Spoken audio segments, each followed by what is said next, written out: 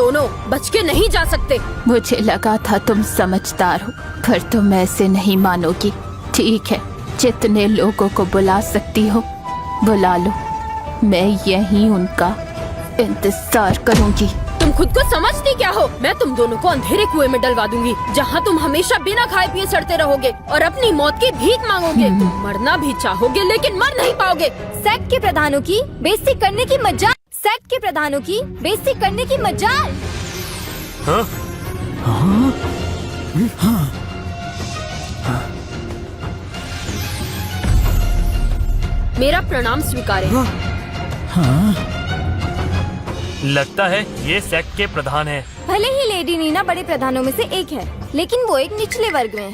क्या ये मुमकिन है कि उनकी माँ सेक्ट के शक्तिशाली प्रधानों में से एक हो, लेकिन वो उन्हें कैसे भूल गई? ये बिल्कुल मुमकिन है। निचले वर्ग के प्रधान भी इज्जतदार होते हैं, लेकिन उच्च वर्ग के प्रधानों के सामने वो कुछ भी नहीं है। इसका मतलब कि लेडी नीना ने उच्च वर्ग के प्रधानों के साथ अच्छे रिश्ते बनाए हैं। बिल्कुल, सेक्ट में उच्च वर्ग के प्रधान बहुत ही ताकतवर होते हैं, एक से बढ़कर एक। इतने ताकतवर, यहाँ तक शहर के राजा भी उनकी इज्जत करते हैं। हाँ? देखो,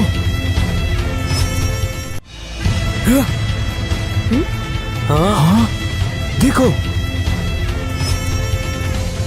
सेक्ट के बड़े प्रधान, मेरा प्रणाम स्वीकारें। अरे भाई, सेक्ट के उच्च प्रधान आ गए। सच में लेडी नीना की पहुंच काफी ऊपर तक है। लगता है आज कोल जैन और उस बुढ़िया को चाहकर भी कोई नहीं बचा सकता। पिताजी, हमने बिल्कुल सही किया। अगर हमने इस नाजायज भाई से रिश्ता ना तोड़ा होता तो हमारा खानदान इसके साथ तबाह हो जाता। आप सबने कोल भैया के साथ जो किया, मैं उसके लिए आपको कभी माफ नहीं करूंगा। चुप हो जाओ, कुछ गलत नहीं हुआ।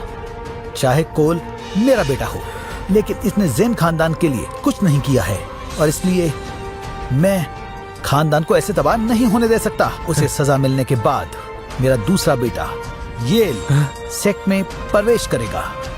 जी पिता। हाँ? माँ, मौसी, लेडी नीना वाकई में इनकी बेटी है और उनकी मौसी सेक्ट की मुखिया है। अब तो इन दोनों को कोई नहीं बचा सकता। नीना, आखिर तुम पर हाथ उठाने की जुर्रत किसने की? माँ, इस बुढ़िया ने सबके सामने मेरी बेइज्जती की और सेक्ट का अपमान किया। तो ये मेरे लिए कोई बड़ी बात नहीं है। क्या यही है तुम्हारे सेक्ट की प्रधान? बस, तुम्हारी इतनी हिम्मत, इतना सब कुछ करने के बाद भी अब भी इतनी अकड़ से बात कर रही हो। आज मैं तुम्हें इसकी सजा देकर रहूंगी। गुरुमा, संभल कर। फिक्र मत करो, ये लोग मेरा कुछ भी बिगाड़ नहीं पाएंगे। खोल, तैयार हो जाओ। आज तुम मेरा असली रूप देखने वाले हो।